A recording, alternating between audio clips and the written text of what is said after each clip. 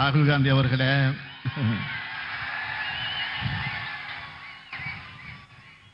மாண்புமிகு அமைச்சர் பெருமக்களே, மாண்புமிகு அமைச்சர் முத்துசாமி அவர்களே, சக்கரபாணி அவர்களே, சுவாமிநாதன் அவர்களே, டிஆர்பி ராஜா அவர்களே, கயல்வழி செல்வராஜ் அவர்களே, தமிழ்நாடு காங்கிரஸ் கமிட்டியினுடைய தலைவர் அருமை சகோதரர் செல்வ பெருந்தகை அவர்களே, முன்னாள் அமைச்சர்கள் அமைச்சர் கண்ணப்பன் அவர்களே, மதிப்பிற்குரிய EVK சிலங்கோவன் அவர்களே, பொங்கலூர் பழனிசாமி அவர்களே, நாடாளுமன்ற உறுப்பினர்கள் திருச்சி சிவா அவர்களே, PR நடராஜன் அவர்களே, அந்தியூர் செல்வராஜ் அவர்களே, சண்முக சுந்தரம் அவர்களே, அப்துல்லா அவர்களே,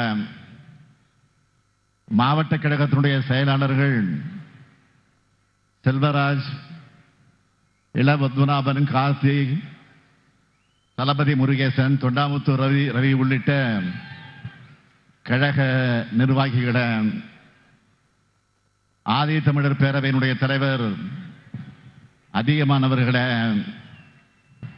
காங்கிரஸ் கமிட்டியினுடைய மாவட்ட தலைவர்கள் கணபதி அவர்களே, பகவதி அவர்களே, கருப்பசாமி அவர்களே, மனோகரன் அவர்களே, தென்னரசு அவர்களே, கோவி உள்ளிட்ட காங்கிரஸ் கட்சியினுடைய நிர்வாகிகளே, இந்தியா கூட்டணியினுடைய வேட்பாளர்கள் சகோதரி ஜோதிமணி அவர்களே, கணபதி ராஜ்குமார் அவர்களே, ஈஸ்வரசாமி அவர்களே, தலைமை நிலைய செயலாளர் பூச்சிமுருகன் அவர்களே, டாக்டர் மகேந்திரன் உள்ளிட்ட தொகுதி பொறுப்பாளர்களே,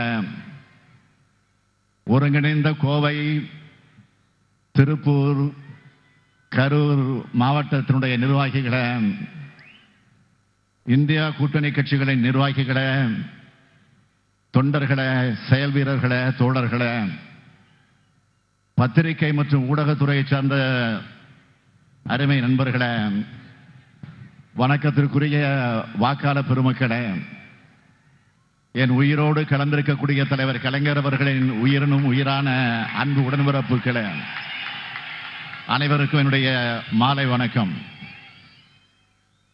கோவை தொகுதியில் திராவிட முன்னேற்ற கழகத்தினுடைய வேட்பாளராக போட்டியிடும் கணபதி ராஜ்குமார் அவர்கள் இந்த மண்ணின் மைந்தர், கோவையின் வணக்கத்திற்குரிய மேயராக தேர்ந்தெடுக்கப்பட்டு மக்களுக்காக பணியாற்றியவர். அதற்கு முன்னாடி 15 ஆண்டு காலம் கவுன்சிலராகவும் இருந்தவர். ஆங்கில இலக்கியம் படித்தவர். அத்தோடு பத்திரிகை துறையில் டாக்டர் பட்டம் பெற்றவர். கோவை மக்கள் விரும்பக்கூடிய அமைதி குணம் மிக்கவர் கணபதி ராஜ்குமார் அவர்கள். இந்தியா கூட்டணி ஆட்சி அமைந்ததும் கோவையின் அனைத்து தேவைகளையும் எடுத்து சொல்லி பல்வேறு திட்டங்களை கொண்டு வர கணபதி ராஜ்குமார் அவர்களை கோவை நாடாளுமன்ற தொகுதிக்கு இங்க இருக்கக்கூடிய மக்கள் உதயசூரியன் சின்னத்தில் பெருவாரியாக வாக்களித்து வெற்றி பெற வைக்கணும். பொள்ளாச்சி தொகுதியில் திராவிட முன்னேற்ற கழகத்தினுடைய வேட்பாளராக போட்டியிடும் ஈஸ்வரசாமி அவர்கள்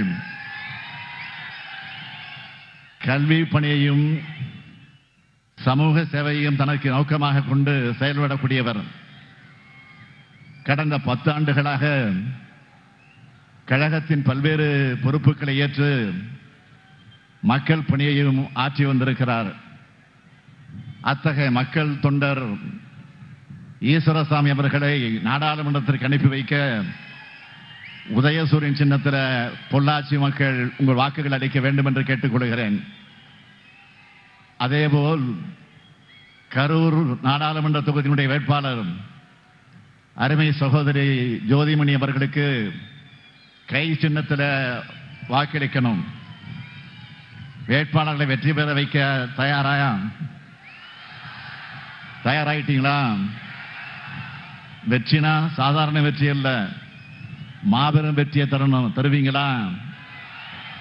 அப்புறம் என்ன வேட்பாளரை இப்போ உட்காரலாம், ஜெயிக்க வச்சுட்டாங்க, உங்களை உட்காரலாம். மார்ச் 22ஆம் தேதி என்னோட பரப்புரை பயணத்தை திருச்சியில தொடங்கினேன். ஒவ்வொரு கூட்டமும் மாநாடு போல நடந்துகிட்டு இருக்கு.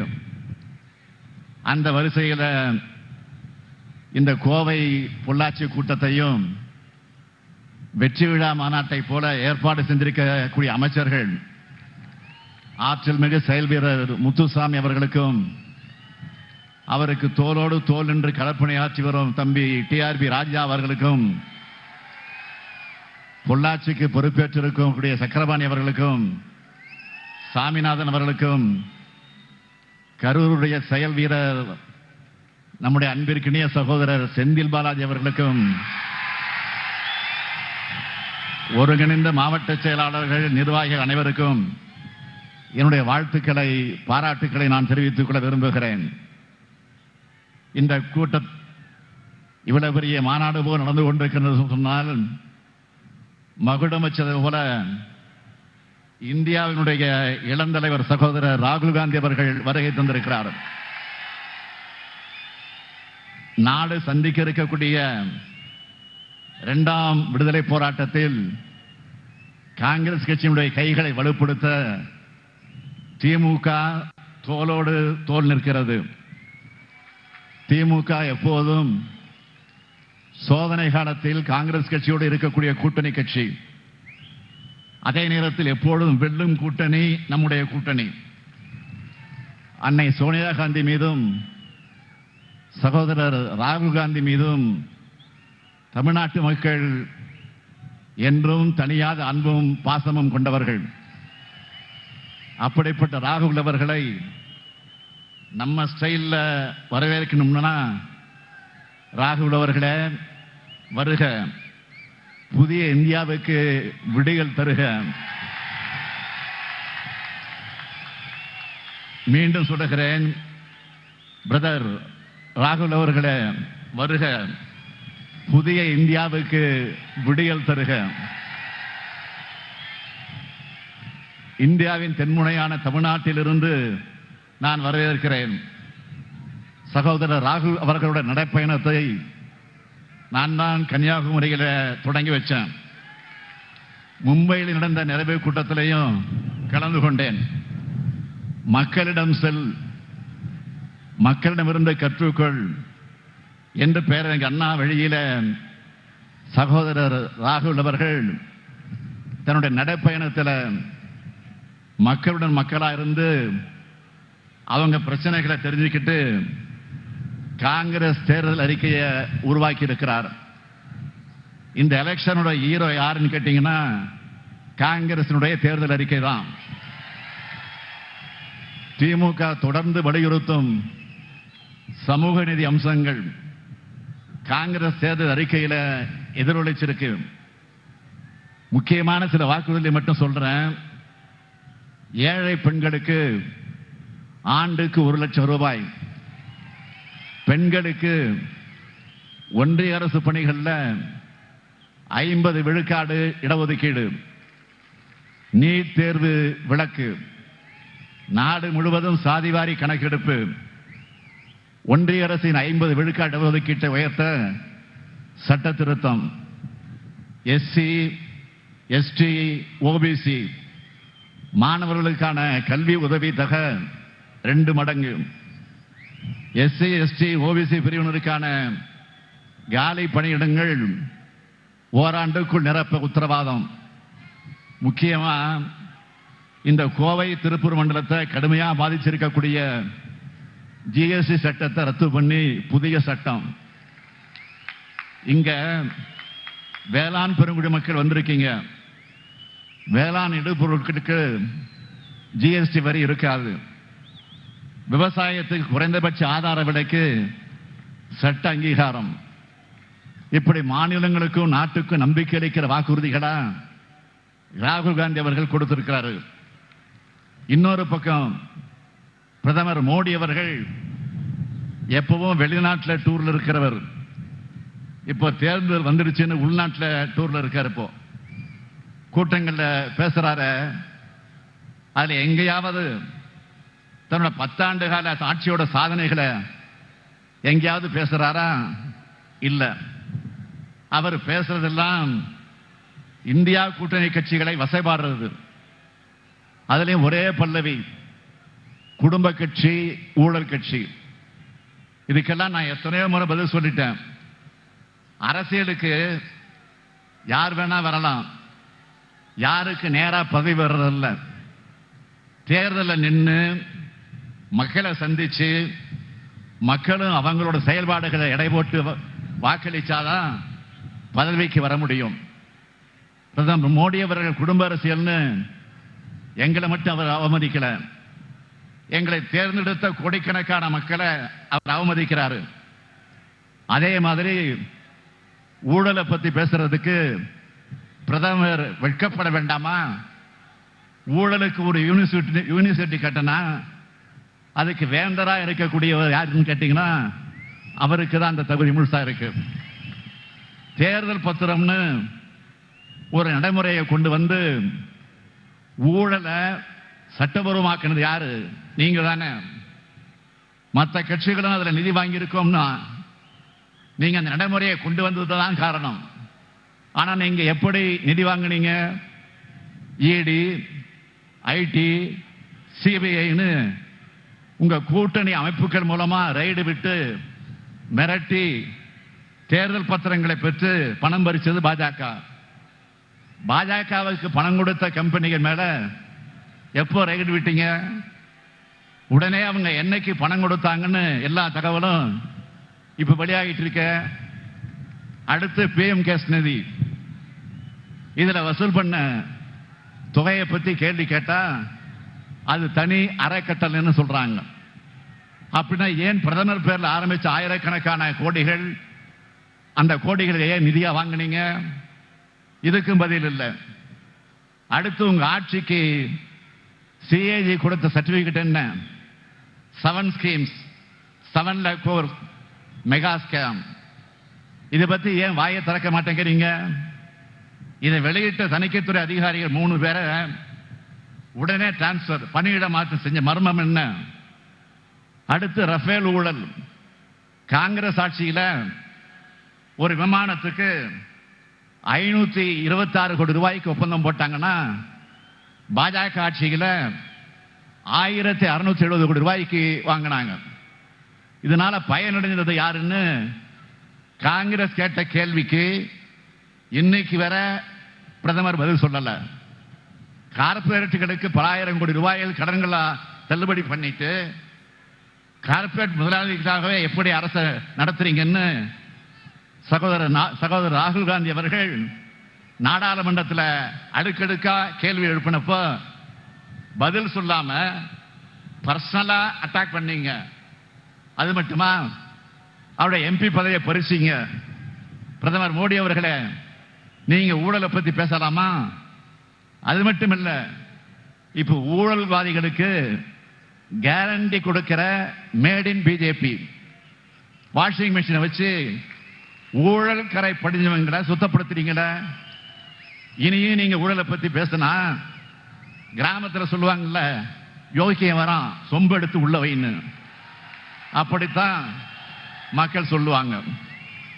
10 ஆண்டுகள் ஆட்சி செய்தோம், சாதனைகள்னு தமிழ்நாட்டுக்கு சிறப்பு திட்டங்கள்னு எதையும் செய்ய சொல்ல முடியாம பிரதமர் ஒரு பக்கம்னா, இன்னொரு பக்கம் 10 ஆண்டுகள் தமிழ்நாட்டை சீரழிச்ச பழனிசாமி. நடக்கிறது இந்தியாவை யார் ஆளணும் என்பதற்கான நாடாளுமன்ற தேர்தல். இந்தியா கூட்டணி தான் ஆளணும்னு நாம் சொல்றோம். ஆனா அதிமுகவை பொறுத்த வரைக்கும் யார் ஆளணும் சொல்லாம, யார் ஆளக்கூடாதுன்னு சொல்லாம, யார் தான் உண்மையான எதிரினே தெரியாம, எதுக்காக தேர்தல் நிற்கிறோம்னு என்ற தெளிவே இல்லாம கள்ள கூட்டணிக்கு ஆதாயம் தேடித்தர களத்துக்கு வந்திருக்கிறார் பழனிசாமி.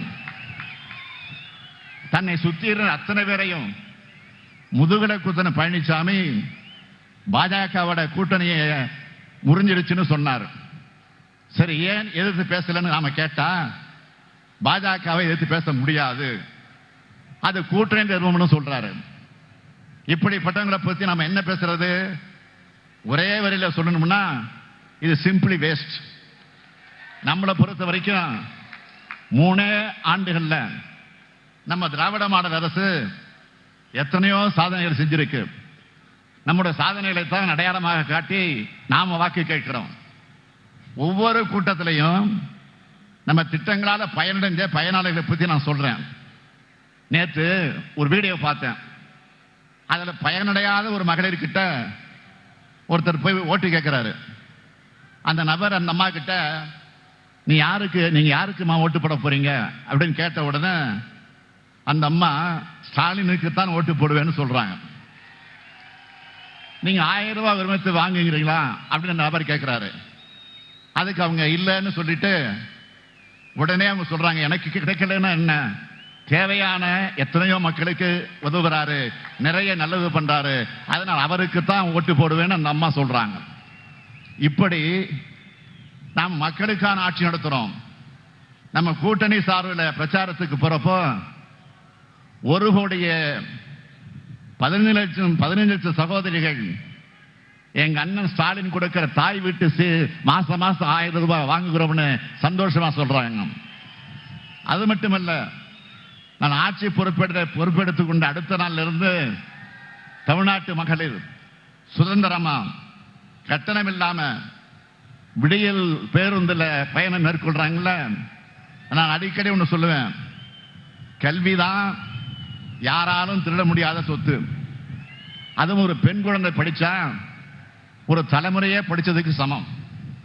அதனாலதான் உயர்கல்விக்கு வர மாணவிகளுக்கு மாதம் 1000 ரூபாய் தரக்கூடிய புதுமை பெண் திட்டத்தை செயல்படுத்துறோம்.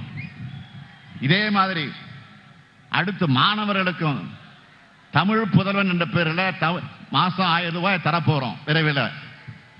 இது மட்டுமல்ல, நம்முடைய எதிர்கால தலைமுறையான குழந்தைகளுடைய ஆரோக்கியத்தை கருதி பசி இல்லாம படிக்கணும். அது இந்தியாவிலே முதல் மாநிலமா முதலமைச்சரின் காலை உணவு திட்டத்தை தொடங்கி 16 லட்சம் குழந்தைகளுக்கு சுவையான காலை உணவு அளிக்கிறோம். இது இப்போ கனடா நாடு, உலகத்திலே மிகப்பெரிய நாடு, அமெரிக்காவுக்கு பக்கத்தில் இருக்கிற நாடு கனடா நாடு, அந்த நாட்டில் இப்போ எதிர்கொள்ளிச்சிருக்கு. இளைஞர்கள் வேலைவாய்ப்பு பெறணும்னு தங்களுடைய திறன்களை மேம்படுத்திக்க நான் முதல்வன் திட்டத்தை செயல்படுத்திட்டு இருக்கோம். நாம் ஆட்சிக்கு வந்து 3 ஆண்டுகள்ல 77,78,000 புதிய வேலைவாய்ப்புகள் நம்முடைய இளைஞர்களுக்கு கிடைச்சிருக்கா. அதுக்கு EPFO புள்ளி விவரம் தெளிவா சொல்லுது. இது மாநில அரசோட புள்ளி விவரம் இல்ல, ஒன்றிய அரசோட புள்ளி விவரம். மக்களை தேடி மருத்துவ திட்டத்தால 1 கோடி பேருக்கு மேல பயனடைந்திருக்காங்க. இப்படி திமுக எப்பவும் சொன்னதை செய்வோம், செய்வதை சொல்லுவோம் நிரூபிச்சு இருக்கிற கட்சி மட்டும் இல்ல, இந்த ஸ்டாலின் ஆட்சியில் சொல்லாததையும் செய்வோம்னு காட்டியிருக்கோம். அது மட்டுமல்ல, உலகத்திற்கே கோவையை தெரியும் என்றால் அதற்கு காரணம் அறிவியல் மேதை ஜிடி நாயுடு என்பது உங்களுக்கு என்றால் தெரியும். ஜிடி நாயுடு ஒரு பெரிய மேதை, அறிவியல் மேதை. அவரோட இந்த கோவை மண்ணில் உலகத்தரத்தில் பிரம்மாண்டமான நூலகத்தை அறிவியல் மையமா திராவிட மாடல் அரசு கோவையில் அமைக்க போகுது. இப்படி தமிழ்நாட்டில் ஒவ்வொரு மாவட்டமும் ஒவ்வொரு குடும்பமும் பயனடைய வேண்டும் என்று பார்த்து பார்த்து திட்டங்களை செயல்படுத்திக்கிட்டு இருக்கோம். கடுமையான நிதி நெருக்கடிக்கு இடையிலையும் இவ்வளவு செய்யறோம்னா நம்ம இந்தியா கூட்டணி அரசு அமையும் போது எவ்வளவு செய்ய முடியும் நினைச்சு பாருங்க. அதற்கு முன்னோட்டமா திமுக சார்பில் என்னவெல்லாம் செய்வோம்னு தேர்தல் வாக்குறுதியில் கொடுத்திருக்கிறோம். அதுல தலைப்பு செய்திகளை மட்டும் சொல்றேன் சுருக்கமா. வியாபாரிகளுக்காக இரவு நேரங்களில் கோவையிலிருந்து தென் மாவட்டங்களுக்கு ரயில் சேவை, பொள்ளாச்சி இளநீருக்கும் மற்றும் தேங்காய்க்கும் புவிசார் குறியீடு, பொள்ளாச்சியில் குளிர்பதன கிடங்கு, பொள்ளாச்சியில் ரயில் நிலையம் புனரமைப்பு, சேரன் எக்ஸ்பிரஸ் பொள்ளாச்சி வரை நீட்டிப்பு, கோவை மெட்ரோ திட்டம் திருப்பூர் வரை நீட்டிப்பு, மேட்டுப்பாளையம் சத்தியமங்கலம் கோபிச்செட்டிப்பாளையம் ஈரோடு அகல ரயில் பாதை திட்டம், மக்காச்சோளம் சோயா போன்ற முக்கிய இடுபொருள்களின் தானியங்களின் விலையை குறைக்க ரயில்வேயிலே கட்டண சலுகை. அது மட்டுமல்ல, 10 ஆண்டுகளா தொடர்ந்து உயர்த்தப்பட்ட பெட்ரோல், டீசல், கேஸ் இதனுடைய விலை குறைக்கப்படும். சிறுபான்மையின மக்களுக்கு எதிரான சட்டங்கள் ரத்து செய்யப்படும். தொழிலாளர் விரோத சட்டங்கள் மறுசீரமைப்பு செய்யப்படும். கூட்டுறவு அமைப்புகளையும் வங்கிகளையும் விவசாயிகள் வாங்கியிருக்கக்கூடிய கடனையும் வட்டியும் தள்ளுபடி செய்வோம். உழவர்களுடைய வேளாண் விளைபொருட்களுக்கு மொத்த உற்பத்தி செலவுடன் 50 விழுக்காடு என்பதை வலியுறுத்தி குறைந்தபட்ச ஆதரவு விலை நிர்ணயம். தேசிய நெடுஞ்சாலைகளில் இருக்கக்கூடிய சுங்கச்சாவடிகள் முற்றிலுமாக அகற்றப்படும். 100 நாள் வேலை திட்டத்தில் வேலை நாட்கள் இனி 150 நாட்களாக உயர்வு. ஒரு நாள் ஊதியமாக 400 ரூபாய். மாணவர்களுடைய கல்வி கடன் முற்றிலுமாக தள்ளுபடி. வங்கிகளில் மினிமம் பேலன்ஸ் இல்லாதப்போ விதிக்கப்படக்கூடிய அபராதம் நீக்கப்படும். இதையெல்லாம் இந்தியா கூட்டணி ஆட்சியில் வலியுறுத்தி நிறைவேற்றி திமுக சொன்னதை செய்யும்னு மீண்டும் நிரூபிப்போம். இப்படி நாட்டு மக்களுக்காக நன்மை செய்ய நம்மை பணியாற்றி இருந்தா தொழில்நுட்பம் மிகுந்த இந்த கோவையை கடந்த 10 ஆண்டா பாஜக எப்படியெல்லாம் நாசமாக்கி இருக்குன்னு சொல்லட்டுமா? பாஜக ஆட்சியில் 2 பெரிய தாக்குதல் நடந்துச்சு.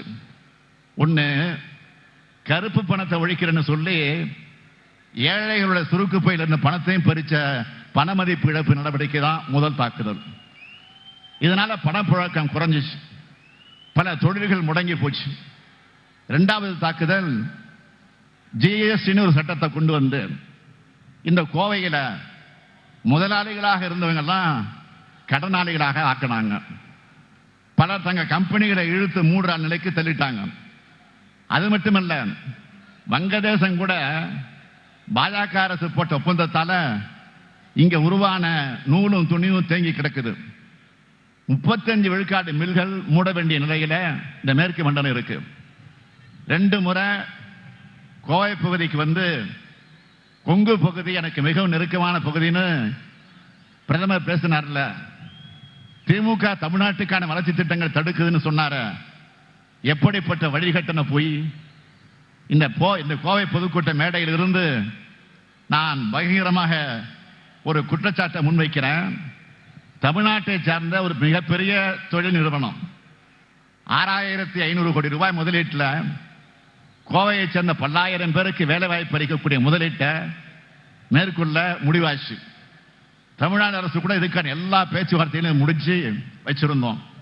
ஆனா அவங்களை மிரட்டி அந்த தொழில் திட்டத்தை குஜராத்துக்கு மாத்திட்டாங்க. இதுதான் கோவைக்கான பாஜகவினுடைய போலி பாசம். எதிர்காலத்தில் மிகப்பெரிய வாய்ப்புகள் வரும். செமி கண்டக்டர் தொழில் திட்டத்தை குஜராத் மாநிலத்துக்கு மிரட்டி மடை மாத்தினது தான் பாஜக. இப்படி கூச்சமே இல்லாம இப்போ ஓட்டிக்கிட்டு வரீங்க. கோவையில் இருக்கக்கூடிய இளைஞர்களுக்கு வேலை வாய்ப்பு கிடைக்கிறது உங்களுக்கு பிடிக்கலையா? கோவை மக்கள் மேல் ஏன் உங்களுக்கு இவ்வளவு வன்மம், ஏன் கோபம்? கோவை மக்கள் அமைதியை விரும்பக்கூடிய மக்கள். அமைதியான இடத்திலிருந்து தான் தொழில் வரும், தொழில் வளரும், தொழில் வளர்ச்சி இருக்கும், நிறுவனங்கள் நடத்த முடியும். பாஜக போன்ற கலவர கட்சிகளை உள்ள விட்டா அமைதி போய்விடும், தொழில் வளர்ச்சி போய்விடும், நிறுவனங்களை நிம்மதியாக நடத்த முடியாது.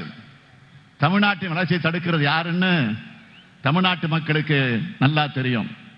அதனால பிரதமர் இங்க வந்து இட்லி பிடிக்கும், பொங்கல் பிடிக்கும், தமிழ் பிடிக்கும், தமிழ் பிடிக்கும்னு பேசுற போலி முகமுடி மொத்தமா இப்போ கிழிஞ்சு தொங்கிடுச்சு.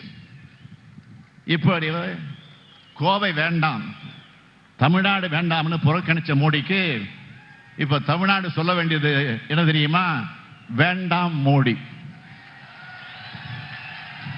சத்தமா சொல்ல வேண்டாம், சத்தமா வேண்டாம், சத்தமா வேண்டாம், வேண்டாம். தெற்கிலிருந்து வருகின்ற குரல் இந்தியா முழுக்க கேட்கட்டும். தமிழ்நாட்டு வளர்ச்சியை தடுத்தா, தமிழ் மொழியை புறக்கணிச்சா, தமிழ் பண்பாட்டு மேல தாக்குதல் நடத்தினா தமிழ்நாட்டு மக்களோட பதில் எப்படி இருக்கும்னு ஏப்ரல் 19ஆம் தேதி உங்கள் வாக்குகள் மூலமாக காமிக்கணும். பாஜக கூட்டணியையும் பாஜகவோட பி டீமான அதிமுக கூட்டணியும் ஒரு சேர வீழ்த்தணும். இந்தியா கூட்டணிக்கு நீங்கள் அளிக்கும் வாக்கு இந்தியாவை காக்கட்டும், தமிழ்நாட்டை காக்கட்டும், நம்ம எதிர்கால தலைமுறையை காக்கட்டும், பாசிசத்தை வீழ்த்த இந்தியாவை காக்க உங்கள் ஸ்டாலின் அழைக்கிறேன். 40 நமதே, நாடும் நமதே, 40 நமதே, நாடு நமதே. நன்றி, வணக்கம்.